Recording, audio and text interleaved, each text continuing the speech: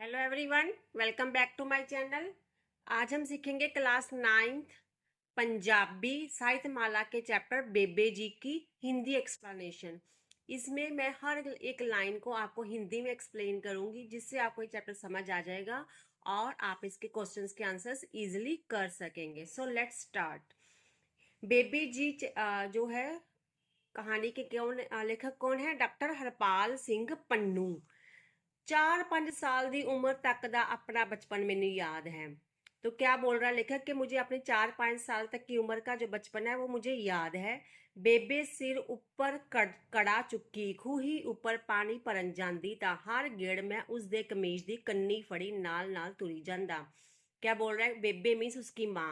उसकी माँ जब अपने सिर के ऊपर गड़ा उठाई, मीन्स अर्थन पोट जो होता है जिसमें पानी भरकर लाते हैं, उसको उठाती थी अपने सिर के ऊपर उठाकर, जब खूही पर कुएं पर पानी भरने के लिए जाती थी। तो लेखक क्या है कि हर राउंड में अपने बेबे की शर्ट या कमीज को पकड़कर उसके साथ साथ चलता रहता।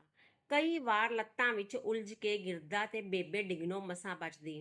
तो लेखक बोल रहा है कि वो अपनी बेबे के साथ, अपनी माँ के साथ इतना जुड़कर चलता था कि कई बार तो क्या है, वो अपने बेबे की टांगों में उलझकर गिर जाता और बेबे भी गिरने से मुश्किल से बचती।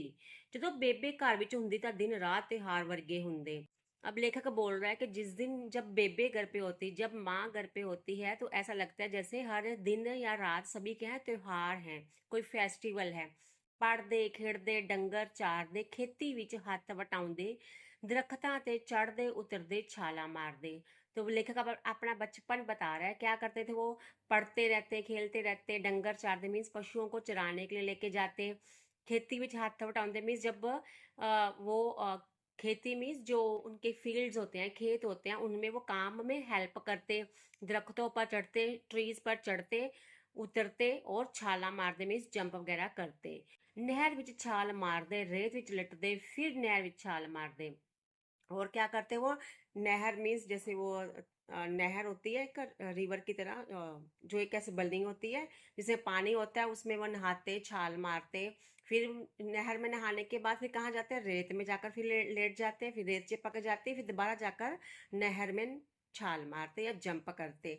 सट फेट बीमारी नेड़े तेड़े नहीं सी। इतनी शरारतें करने के बाद भी कभी उनको चोट नहीं लगती थी या कोई बीमारी नहीं लगती थी। जिਉਂਦਾ जागदा पूरा घर हुंदा। जब भी माँ घर पे होती है तो ऐसा लगता है कि घर एक जीता जागता घर है ये, इसमें जान है घर के अंदर। ਜਦੋਂ ਕਦੀ ਬੇਬੇ ਰਿਸ਼ਤੇਦਾਰੀ ਵਿੱਚ ਗਈ 2-4 दिन ना आउंदी ਤਾਂ ਅਸੀਂ चुपचाप गुम सुम ਜਿਹੇ फिरते रहंदे। और लेखक बोल रहा है जब भी कभी उसकी बेबे या उसकी माँ अपने रिश्तेदारों के पास जाती थी और 4-5 दिन घर पे, 2-4 दिन घर पर वापस नहीं आती थी, तो तो हम लोग क्या है, चुपचाप गुमसुम घर में फिरते रहते इधर उधर। आपस में गल करनी भी चंगी ना लगती, और हम बच्चों को आपस में बातें करनी भी अच्छी नहीं लगती थी जब माँ घर पर नहीं होती। ਬਾਪੂ ਦਾ ਸੁਭਾਅ ਸਖਤ ਸੀ, ਪਰ ਉਹ ਖਿਆਲ ਰੱਖਦਾ ਕਿ ਜਦੋਂ ਇਹਨਾਂ ਦੀ ਮਾਂ ਘਰ ਨਾ ਹੋਵੇ ਤਾਂ ਬੱਚੇ ਝਿੜਕਣੇ नहीं, क्योंकि फिर रोना नहीं हटनगे। वो कह रहा है कि जो उसके बापू थे, उनका जो स्वभाव था वो सख्त था, वो लेकिन उनका बापू इस बात का, या उनके फादर इस बात का ध्यान रखते थे कि जब उनकी माँ घर पर ना हो तो वो अपने बच्चों को या लेखक और उनके भाई बहनों को डांटे ना, क्योंकि अगर बच्चे एक बार ये रोना शुरू कर देंगे फिर उनको चुप कराना मुश्किल हो जाएगा। ਜਦੋਂ ਕਦੀ ਵੇਲੇ ਸਿਰ ਬੇਬੇ ਸਾਡੇ ਲਈ ਨਵੇਂ ਕੱਪੜੇ ਨਾ ਖਰੀਦ ਸਕਦੀ ਤਾਂ, ਜਾਂ ਵੇਲੇ ਸਿਰ ਕਿਤਾਬਾਂ ਕਾਪੀਆਂ ਵਾਸਤੇ ਪੈਸੇ ਨਾ ਹੁੰਦੇ ਤਾਂ ਉਹ ਰੋਂਦੀ, ਤਾਂ ਉਦੋਂ ਰੋਂਦੀ ਜਦੋਂ ਜਦੋਂ ਅਸੀਂ ਸਕੂਲ ਚਲੇ ਜਾਂਦੇ। तो बता रहा है कि जब कभी ਜਦੋਂ कहाँ गया, ਜਦੋਂ कभी सिर ਜਦੋਂ कभी वेले सिर कपड़े, अगर किसी टाइम पर ऐसा होता कि हमारे पास या नए कपड़े खरीदने के लिए पैसे ना होते, या फिर कापियाँ किताबा खरीदने के लिए भी पैसे ना होते, तो उस टाइम क्या होती थी, उनकी बेबे उनके सामने नहीं रोती थी। जो वो स्कूल चले जाते थे या घर से बाहर चले जाते थे तो वो रोती थी, अपने बच्चों को वो अपना दुख नहीं दिखाती थी। ਇਹੋ ਜਿਹੇ मौक़ों ਤੇ ਉਹ ਸਾਡੇ नानके जा पूछती। और जब कभी ऐसे मुश्किल का टाइम आता तो बेबे क्या करती, लेखक के नानके या उनकी नानी के घर चले जाती। मामे चंगे वाहीकार संत दोहां कोल 50 एकड़ जमीन सी। जो लेखक के मामे थे वो अच्छे वाहीकार मीन्स उनका खेती बाड़ी का काम अच्छा था, और उनके पास 50 ਏਕੜ ਜ਼ਮੀਨ ਥੀ, 50 ਏਕੜ ਜ਼ਮੀਨ थी। उथों कभी खाली मुड़न का सवाल भी नहीं सी। तो वहां से अगर बेबे कुछ मांगती थी तो उसको मिलता ही था। वो कभी अपनी बहन को वापस खाली नहीं मोड़ते थे। दुद्धों हट्टी मझ ਜਾਂ ਗਾਂ ਲੈ ਜਾਂਦੇ ਨੇ ताजी सूई छड़ जाते। इसका मतलब है कि अगर लेखक के घर में ऐसी कोई भैंस या फिर गाय होती थी, बफलो होती थी जो दूध देना बंद कर गई होती थी, तो वो क्या करते, ऐसी ऐसी भैंस बफलो या गाय को ले जाते और ऐसी एक नई सुई हुई गाय का बच्चा या भैंस का बच्चा दे जाते जो अब अच्छा दूध देगा और बेबे की कमाई हो जाएगी उस दूध को बेचकर। और क्या करते उसके नानके घ्यो देंदे, खोया देंदे। और लेखक के नानके या मामा उनको उनके घर घी दे जाते, उनको खोया दे जाते। घोड़ी ऊपर झूटे दिंदे होर सुरग किहू जिहा होया करदा है। और क्या करते उनके मामे लेखक को जूते देते, मीन्स घोड़ी के ऊपर उनको जूते देते थे, घुमाते थे। और लेखक कह रहा है कि और स्वर्ग कैसा होता है, स्वर्ग यही होता है जिसमें हम सब मजे कर रहे हैं। तो लेखक के लिए यही स्वर्ग है। एक बार घर ਵਿੱਚ तंगी होने कारण मैनू नानके तोड़ दिता। अब लेखक बोल रहा है कि एक बार घर में इतनी तंगी हो गई कि लेखक को उन्होंने क्या किया, नानके उनके मामा के पास भेज दिया। बेबे ने तोड़दे हाँ होया कहा, अकल नाल हलीमी नाल गल करी, तेरी मामी चंगी है बड़ी। तो जब लेखक अपने मामा के घर जा रहा था तो उसकी माँ ने या बेबे ने ये है उसको नसीहत दी, ये एडवाइस किया कि वहाँ पर तुम अकल से, हलीमी से मीन्स पेशेंस से बात करना, किसी से गुस्से से बात मत करना। तुम्हारी मामी बहुत अच्छे स्वभाव की है। उनदे नाल अड गल करी, मामे नाल अड मीन्स मामी के साथ अच्छे से पेश आना, जो शरारत करनी है मामा के साथ करना। जा गुरु रखा, और उसको ब्लेसिंग देती है कि ठीक है तुम्हारे ऊपर भगवान का आशीर्वाद है। बेबे की सिक्ख्या अनुसार मैं सारी गलबात अपनी पढ़ाई बारे सुनाई। तो इस तरह से उसने अपनी जब अपने नानके गया तो उसने बेबे की जो बेबे ने उसको एडवाइस दी थी उसके अकॉर्डिंग अपनी सारी जो बात है वो अपने मामी को अपनी पढ़ाई के बारे में बताई। मीन्स बड़े अच्छे से बात की उनके साथ। Now next page.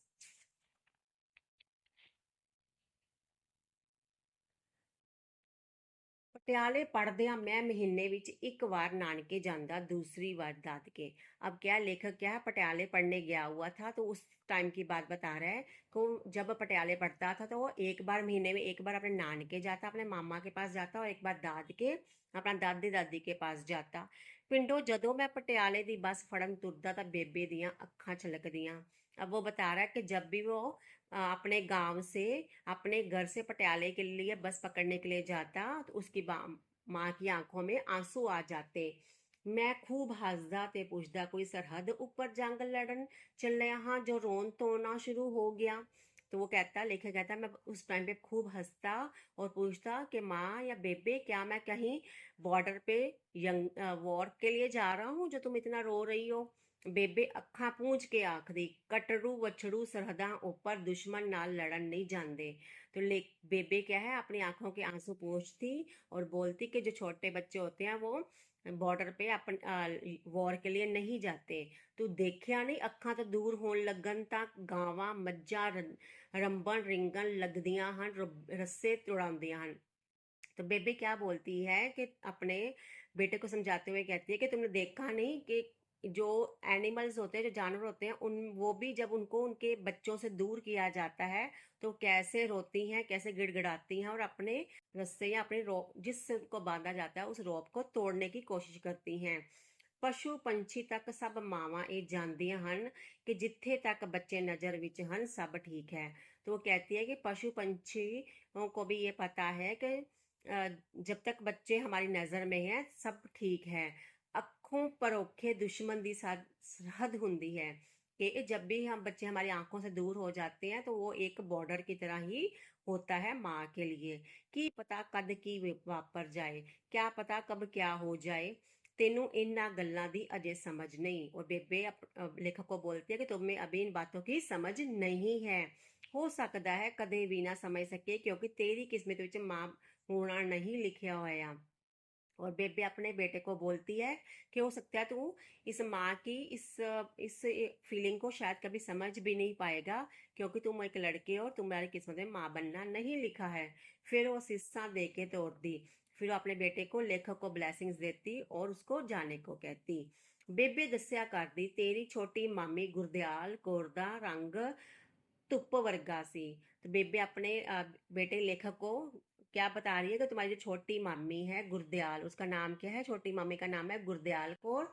उसका रंग कैसा है, धुप वर्गा, मीन्स बहुत वाइट कलर की, वाइट रेडियंट कलर था उसका, वाइट थी वो। लालियां चढ़दियां सन मुंह ते हीर सी बस। उसकी चीक्स ऐसे थी जैसे लाल लाल रेड चीक्स थी। वो ऐसे जैसे वो इतनी सुंदर थी जैसे कोई हीर होती है। मेहनत नाल कड़ी रब ने, ऐसा लगता था जैसे भगवान ने बहुत आराम से मेहनत से बनाया है। कंध तो उतर के जिवें कोई तस्वीर तुरन लगे, जैसे कोई पेंटिंग होती है, कोई तस्वीर होती है, कितनी सुंदर बनती है। तो ऐसा लगता था जैसे उसकी मम्मी ऐसी दिखती थी जैसे कोई तस्वीर है वो चलने लग गई है। भाभी कानू मेरी ता सहेली सी। और वो लेखक को बताती है कि उसकी मम्मी उसके लिए भाभी नहीं बल्कि उसकी एक सहेली है।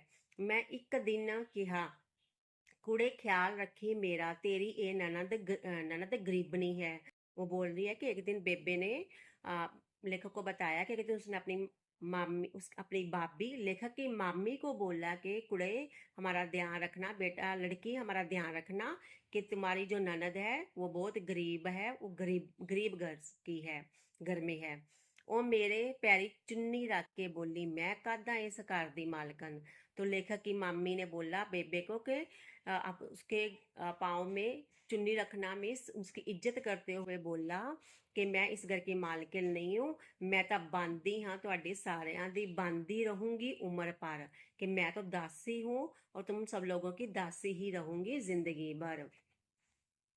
दशहरे तो पहला साढ़े कच्चे घर की लिपा पोची का काम शुरू हो जाता। अब लेखक बता रहा है कि जब दशहरा आता या दशहरा आने वाला होता उससे पहले उनके घर की लिपा पोची, जैसे पेंट पेंट वगैरह का काम जो वो खुद ही करते थे, जैसे मिट्टी का लेपना वगैरह वो हो गया, पेंट हो गया अलग बात, यहाँ मिट्टी को लेपते थे अपने घर को अच्छा करते थे। वो काम शुरू हो जाता। ਅਸੀਂ ਸਾਰੇ ਰਲ ਕੇ ਕੰਮ ਕਰਦੇ, ਕਹਿ ਰਹਾ हम सब क्या था मिलकर काम करते। ਕੰਧਾਂ ਉੱਪਰ ਪਾਂਡੂ ਦਾ ਪਰੋਲਾ ਫਿਰਦਾ ਤੇ फर्श गारे नाल लिपया जाता। दीवारों के ऊपर और फर्श के ऊपर मिट्टी का लेप किया जाता।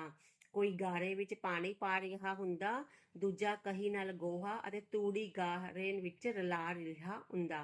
कह रहा कोई तो है उस मिट्टी के लेप में पानी मिला रहा होता था, उसको मिक्स कर रहा होता था।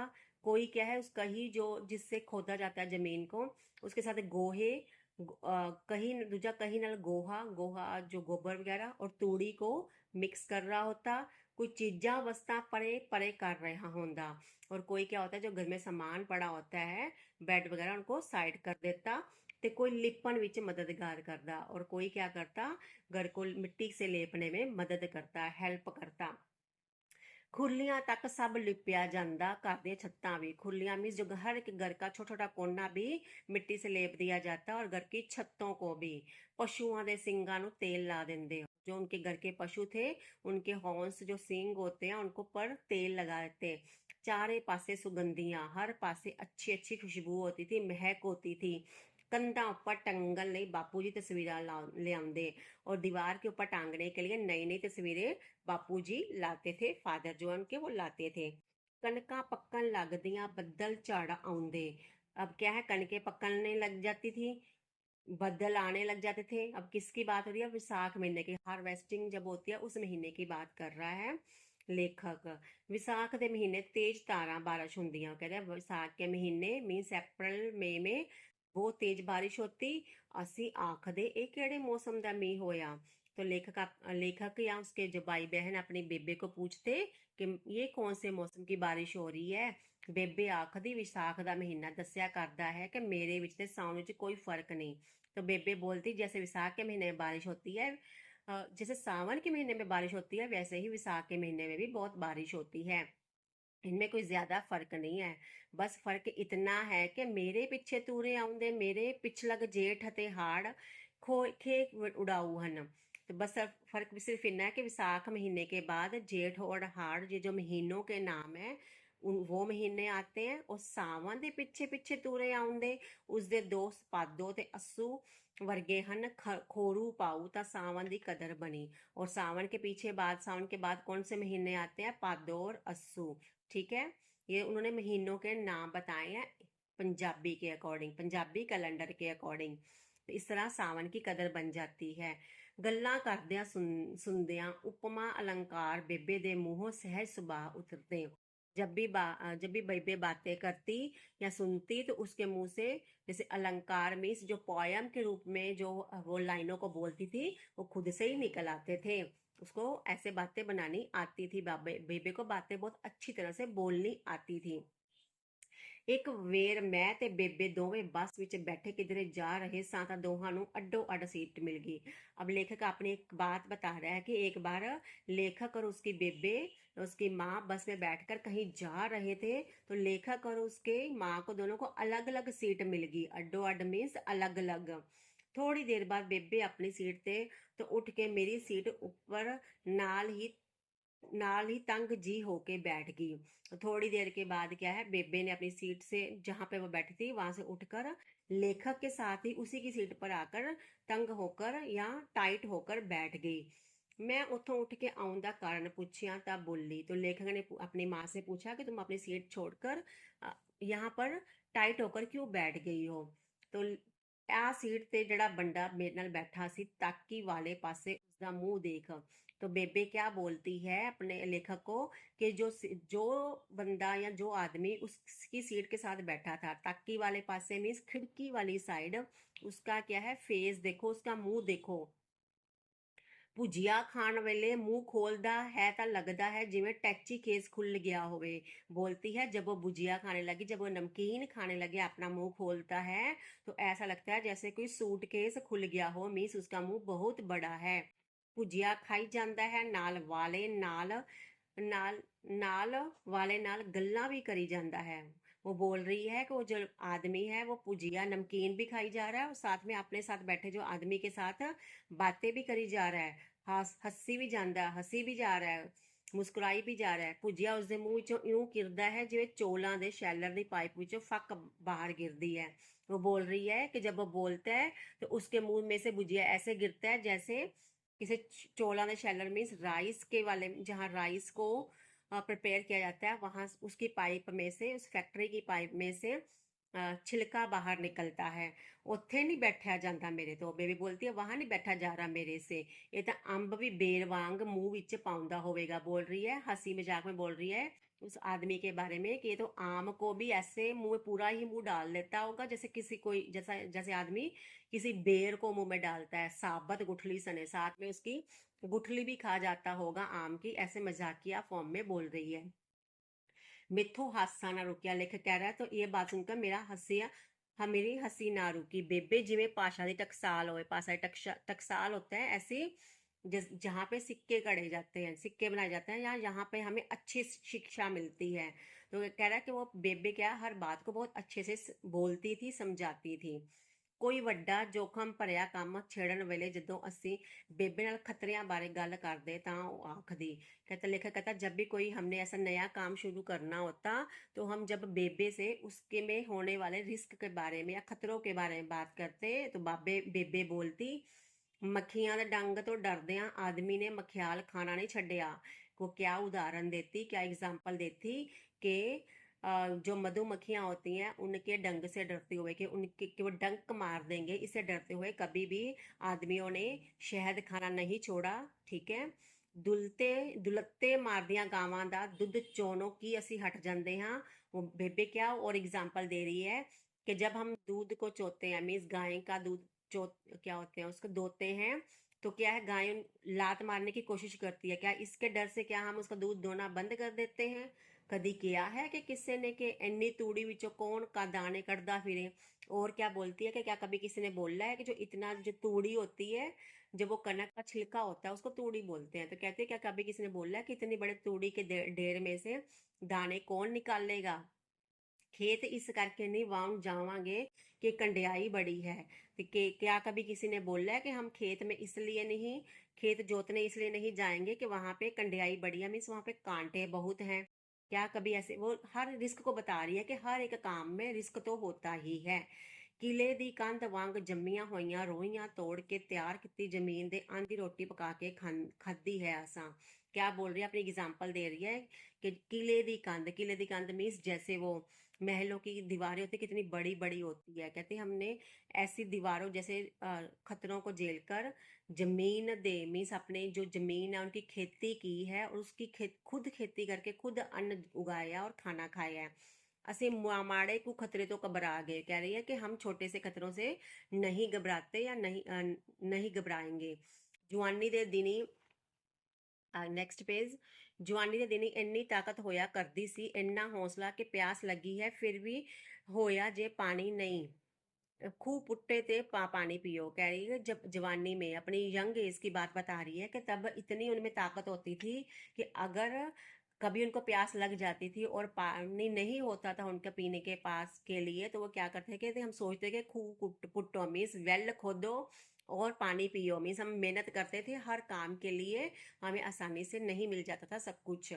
औखी चीज है केड़ी जे रब साथ दवे, और बोल रही है कि अगर भगवान का साथ हमारे साथ है तो कुछ भी मुश्किल नहीं है। भरोसा रखो गुरु तुहाडे अंग संग है। और बच्चों को बोल रही है लेखक और उसके भाई बहनों को, तुम विश्वास रखो भगवान तुम्हारे साथ है, भगवान का साथ हम तुम्हारे साथ हमेशा है। ਬੇਬੇ ਨੂੰ ਜੇ ਪਤਾ ਲੱਗਦਾ ਕਿ ਕਿਸੇ ਗੁਆਂਢੀ ਨੇ ਆਪਣੀ जनानी ऊपर हाथ चुकिया है ਤਾਂ उलामा देन उसके घर जाती। और लेखक क्या बता रहा है अपने बेबे के बारे में कि अगर बेबे को या उसकी माँ को कभी पता लगता कि किसी पड़ोसी ने, गुआंढी मीन्स पड़ोसी, पड़ोसी ने अपनी बीवी के ऊपर, अपनी वाइफ के ऊपर हाथ उठाया या उसको मारा है, तो वो उलाना मीन्स कंप्लेंट लेकर उसके घर पर चली जाती। आखदी वे धरती नु कुट लिया जेहा जनानी नु कुट लिया। तो ऐसा बोलती कि अपनी औरत को मारना ऐसा ही है जैसे हम बेजुबान धरती को मार लेते हैं या उसको काट लेते हैं या उसमें खुदाई कर लेते हैं। इस विच कादी सूरमा गति, तो ऐसा औरत को मारना कोई बहादुरी का काम नहीं है। कोई है शर्म हया तेनू? और उस आदमी को बोलती जिसने अपनी वाइफ को मारा था, क्या क्या तुम्हें कोई शर्म है? डोब देगा इस गऊ दा हुक्का। और बोलती है कि जो उसकी वाइफ को गऊ मीस वो साऊ जो औरत होती है वो शरीफ होती है, कि तुम इस शरीफ औरत को खराब कर दोगे, इसको बर्बाद कर दोगे। रोटी पकदी बुरी लगन लगी तेनू बेशरम। वो बोलती है तुम्हें क्या है, तुम्हारी वाइफ है रोटी पकाकर तुम्हारे आगे रखती है और तुम्हें वो अच्छी नहीं लगती। क्या तुम बेशरम हो कि तुम्हारे लिए खाना पकाकर रखती है, वो गरम गरम खाना बनाकर तुम्हें देती है। सुन के सारे सुन हो जाते। और जब वो इस तरह से समझाती तो उसकी समझदारी भरी, बेबे की समझदारी भरी बातों को सुनकर सब सुन हो जाते। सब को लगता कितनी समझदार है बेबे। एक बार पिंड किसे काम किसी दे घर गई। एक बार क्या है कि लेखक बता रहा है कि एक बार वो गांव में किसी के घर में किसी काम के ले जाती है। बेबे आके कहन लगी, बड़ा बड़ा टब्बर है उन्हों दा। तो बेबे आकर क्या बोलती है अपने घर में अपने मेंबर्स, फैमिली मेंबर्स को बताती है कि जहाँ पर वो गई थी उनका घर क्या है, उनका फैमिली बहुत बड़ी है, बहुत ज़्यादा फैमिली मेंबर्स हैं उसमें। मैं पूछा तुसी कित्थों देख लिया सारा टब्बर? तो लेखक कह रहा है कि मैंने पूछा आपको कैसे पता चल गया, क्या सब लोग आपको आज ही मिल गए? क्या आपको कैसे पता चला कि उनके फैमिली मेंबर्स बहुत ज़्यादा हैं, उनका परिवार बहुत बड़ा है, आपको कैसे पता चल गया? बेबे ने हस के टब्बर देखन के की करना सी, करतार कोर रोटियां पकाउंदी देखी मैंने। और बेबे ने हंस के बोला कि टब्बर को तो क्या मिलना था, इस परिवार को देखकर मैंने क्या करना है? मैंने तो जिसके घर गई थी उसका नाम है करतार कौर, मैंने करतार कौर को रोटी पकाते हुए देखा। ਵੱਡੀ ਪਰਾਤ ਵਿੱਚ ਗੁੰਨਿਆ ਹੋਇਆ आटा ਇਉਂ लगता सी जिवें पेड़ मार के लिटाई होवे।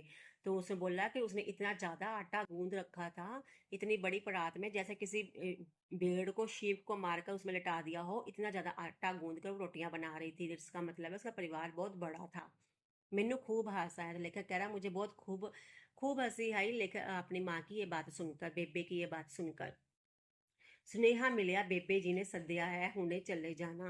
मैं तुरंत गया थे हाल चाल पूछा। अब लेखक बता रहा है जब वो नौकरी करने लगा तो उस टाइम की बात बता रहा है कि एक बार उसको मैसेज मिला कि उसकी बेबे ने उनको बुलाया है, अभी चले जाना। तो लेखक कहता मैं उसी टाइम चला गया और अपनी बेबे का हाल चाल पूछा। बेबे कहने लगी इतने दिन आया क्यों नहीं? तो बेबे ने लेखक से पूछा कि तुम इतने दिन घर क्यों नहीं आए? मैं दस्सिया कि ड्यूटी ਦੇ ਕੰਮ ਕਾਜ ਬਹੁਤ ਹਨ ਤੇ ਤੁਹਾਡੇ ਕੋਲ ਰੌਣਕ ਤਾਂ ਲੱਗੀ ਹੀ ਰਹਿੰਦੀ ਹੈ। तो लेखक कहता है मैंने बोला कि मेरे पास काम ज़्यादा है ड्यूटी का, और आपको मिलने के लिए तो कोई ना कोई गांव से आता रहता है, रौनक लगी रहती है। बेबे ने क्या, ए रौनका मैं की करनी है। हाँ, तो बेबे क्या बोलती है, जो लोग मुझे मिलने आते हैं गांव से, ये इनसे मुझे कोई मतलब नहीं है। ये मेरे इन रौनकों से, इन रौनका का की करना, मैं क्या करना है मुझे इन लोगों से। मैं और जिंदरा हाँ जड़िया किसी ਵੱਡੇ किले ਨੂੰ लगा ਹੁੰਦਾ है। तो लेखक क्या तो बेबे क्या बोलती है कि मैं वो ताला हूँ, मैं वो लोक हूँ जो किसी बड़े से किले को, महल को लगा होता है। मेरे बच्चे इस जिंदरे दियां कुंजियां हैं, जो मेरे बच्चे हैं वो इस लोक की क्या है, चाबियां हैं, कीज हैं। ਤੁਹਾਡੇ ਆਉਣ ਨਾਲ ਇਹ जिंदरा खुलता है, और तुम लोगों के आने से ही खुशियां आती हैं, या मैं खुश होती हूँ, या फिर ये जिंदरा जो है लोक खुलता है। ਰੌਣਕਾਂ ਰੌਣਕਾਂ ਨਾਲ नहीं, ये जो लोग मिलने आते हैं मुझे इससे नहीं। मैं मिट्टी का बहुत बड़ा ते पुराना थे हाँ। और क्या बोलती है कि मैं अब एक क्या है, मिट्टी का बहुत बड़ा ढेर बन चुकी हूँ, अपने आप को बोलती है, क्योंकि वो बूढ़ी हो चुकी है। इसनू फरोलेगा तो कई कुछ मिलेगा। जब तुम मेरे साथ बैठ के बातें करोगे तो तुम्हें बहुत कुछ मिलेगा, बहुत सीख मिलेगी, जैसे कि ठिकरे निकलणगे, हड्डियां मिलणगियां, वड्डा खजाना ना सही कोई सिक्का कोई गहना लभ सकता है। कि कुछ हो सकता है, कुछ टुकड़े मिले, कोई हड्डियां मिले, बहुत सारा बड़ा खजाना तो नहीं तुम्हें मिलेगा, लेकिन हो सकता है कोई छोटा मोटा सिक्का तुम्हें, या गहने, ज्वेलरी वगैरह, मिस उसको बोल रही है कि तुम्हें कुछ यूजफुल मिलेगा जब तुम उसके साथ बैठोगे बेबे के पास। आखिर इत्थे एक देश वसदा सी कदी, जो हुन थे हो गया है। तो बेबे बोलती है कि जो अपने घर के तरफ इशारा करते बोलती है कि इस घर में कभी एक देश बसता था, जो अब क्या है, सुनसान हो गया है। कदी कदाई आके इसनु फ्रोल फ्राल जाया कर। तो लेखक को बोलते हैं कभी कदाई तो इस घर में आ जाया कर बेबे से मिलने के लिए। बेबे एक दिन कहने लगी किन्ने पापी हो गए ने तेरे पिंड के लोग। बेबे एक दिन क्या बोलती है लेखक को कि जो तुम्हारे गांव के लोग हैं, ये जो हमारे गांव के लोग हैं, तुम्हारे गांव के लोग हैं, ये बहुत पापी हो गए हैं। मोरा नु मार के खा जाते हैं। लोग क्या है, गांव के लोग हैं, विलेज के लोग हैं, ये मोर को मार कर भी खा जाते हैं। मुर्गाबियां ताकि कुंजा भी नु भी नहीं छड़ते। मुर्गाबियां मीन्स मुर्गियां जो है, मुर्गियों को तो खाते ही खाते हैं। जो मुर्गी, कुंजा मीन्स जो मुर्गियों के बच्चे होते हैं, चूजे होते हैं, उनको भी नहीं छोड़ते, उनको भी खा जाते हैं। कोई उच्ची दे के मोर वांग क्यांको कहे ता दड़े गोली मार देन।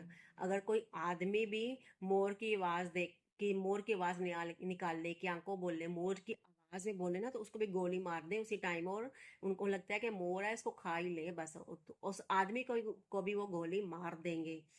गिरजा तारियां नहीं हूं, गिद्ध वगैरह जो गांव में दिखते ही नहीं, सबको मार के ये लोग खा गए हैं। ये हड्डा रोड़ी विच क्यों नहीं जा बैठते मुर्दार खान। कह रहे हैं ये लोग इतने पापी हो गए हैं गांव के, कि ये क्या है, मुर्दान मीन शमशान घाट में क्यों नहीं चले जाते, मुर्दा घर में क्यों नहीं चले जाते, वहां जो हड्डियां मिलती हैं उनको खा लिया करें। बेबे नु हुन कट सुनदा कट दिसदा है। लेखक कह रहा है अब बेबे को क्या है, कम सुनता है मीन्स ऊंचा सुनता है, और कम दिखता है, आंखें भी कमजोर हो गई हैं, आईसाइट वीक हो गई है। सानू देख के कदी खुश हो जाती है, कदी उदास।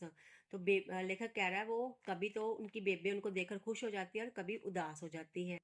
मैं किहा ਅਸੀਂ खुशी ਦੀ ਗੱਲ ਤਾਂ ਦੱਸ ਦਿੰਦੇ ਹਾਂ कई बार, उदास करने वाली गल नहीं दस दे। तो लेखक पूछ रहा अपनी माँ से कि तुम उदास क्यों होती हो कई कई बार।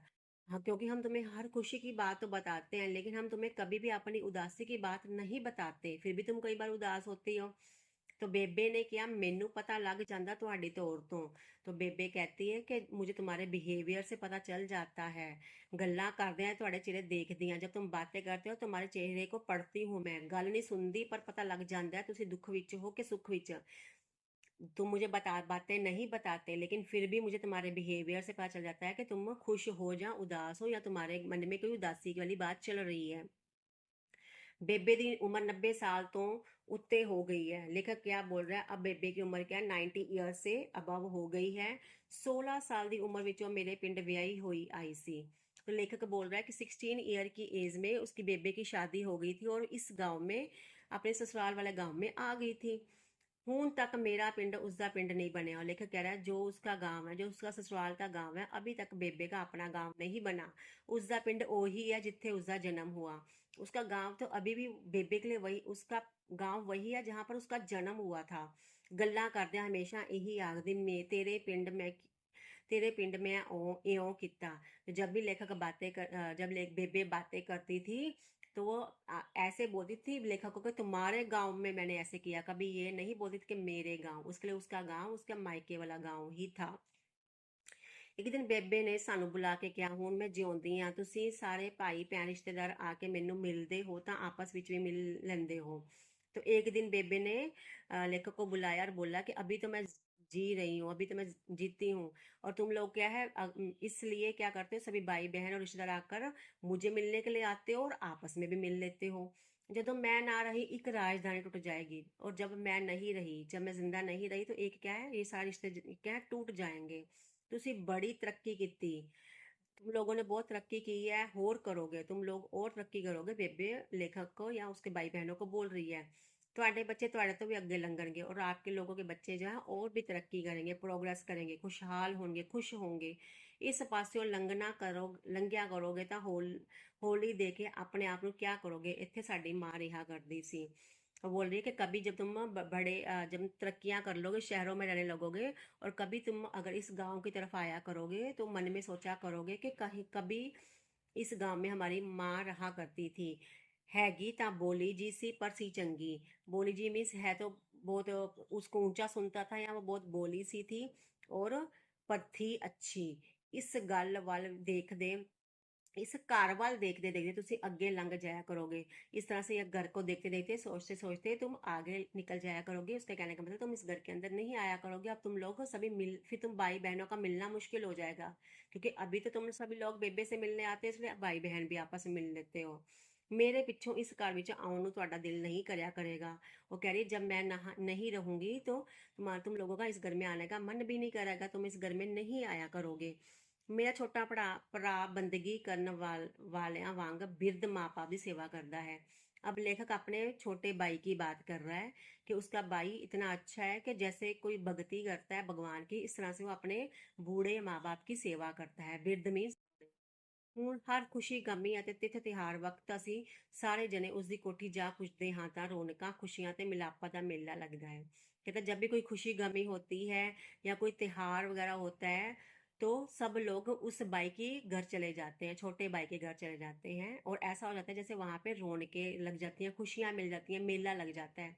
तो छोटे बाई के घर क्यों जाते हैं कि छोटे बाई के साथ बेबे और उसका बापू रहते हैं लेखक के, तो जहाँ बेबे बापू हैं सभी लोग वहीं जाते हैं। तो इस तरह छोटे बाई के घर में मेला लग जाता है किसी त्योहार की तरह। ਇਸ ਮੇਲੇ ਵਿੱਚੋਂ ਜਦੋਂ ਅਸੀਂ ਵਿਦਾ ਹੋ ਘਰੋਂ ਘਰੀ ਜਾਣ ਲੱਗਦੇ ਹਾਂ ਤਾਂ ਛੋਟਾ ਭਰਾ ਹੋਲੀ ਦੇ ਕੇ ਪੁੱਛਿਆ करता है, ਜਦੋਂ बेबे बापू ना रहे उदो भी आया करोगे हूण वांग। तो कहता है जब वो त्योहार वगैरह जब भी कभी वो जाने लगते हैं अपने छोटे भाई के घर से, तो उनका छोटा भाई उनसे धीरे से पूछता है कि जब बेबे बापू ना रहे तो क्या तुम भी इस ऐसे ही मिलने आया करोगे।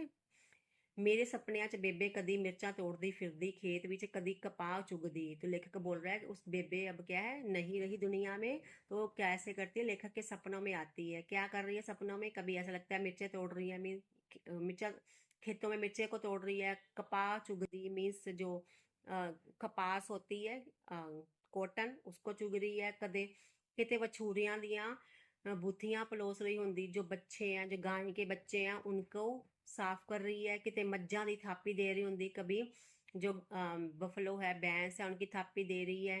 फटे पुराने टाकियां वाले खदर दे कपड़े पाई मिट्टी घड़े विच लथ पातो, कदी झाड़ू दिंदी दिसदी, कदी थापियां कदी पाथियां पथदी।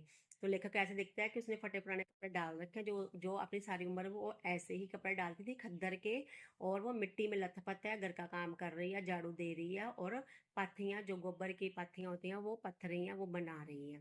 ठीक है, यहाँ पे चैप्टर कंप्लीट होता है। हम अभी क्या करते हैं, इसके शब्द अर्थ कर लेते हैं। गुमसुम का मीनिंग है बेसुरत, जब हम गुमसुम कहीं कहीं और खोए रहते हैं। हलीमी मीन्स निम्रता, पेशेंस से, ठंडे स्वभाव से। कटरू वर्चो मीन्स नवी सुई मझ या गांधा बच्चा या कट्टा बच्चा। कटरू वर्चो मीन्स गाय या भैंस का नया बच्चा, जो नया पैदा हुआ बच्चा। बांदी मीन्स दासी या गोली, जो दासी होती है। पिछलग मीन्स पीछा करने वाले या मगर आने वाले। पिछलग मीन्स जो आपका पीछा करेंगे, आपके पीछे पीछे आएंगे। टकसाल मीन्स ਉਹ ਥਾਂ ਜਿੱਥੇ ਸਿੱਕੇ ਗੜੇ ਜਾਂਦੇ ਹਨ उत्तम शिक्षा देने ਲਈ पाठशाला।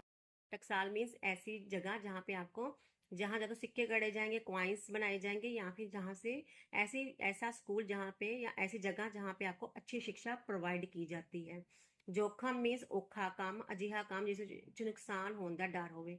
जोखम मीन्स होता है रिस्क है, या कोई मुश्किल काम या ऐसा काम जिसमें नुकसान होने का डर होता है। मखियाल मीन्स शहद, शहद दिया मक्खियाँ दा छत्ता। शहद की जो मक्खियाँ होती हैं, जो मधुमक्खियाँ होती हैं, उनके छत्ते को मखियाल बोलते हैं।